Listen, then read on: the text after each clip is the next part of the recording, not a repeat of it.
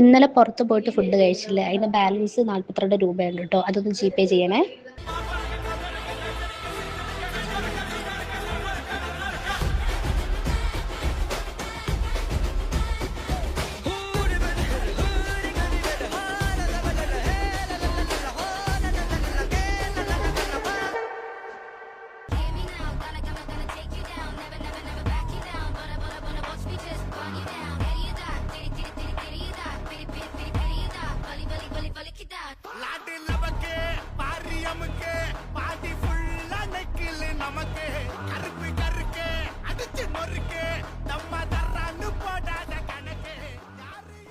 എന്റെ കുടുംബം എന്നെ വിശ്വസിച്ചായിരിക്കുന്നത്.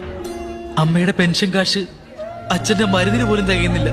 50 പവൻ കൊടുത്തില്ലെങ്കിൽ എന്റെ ചേച്ചിയുടെ കല്യാണം പോലും നടക്കില്ല.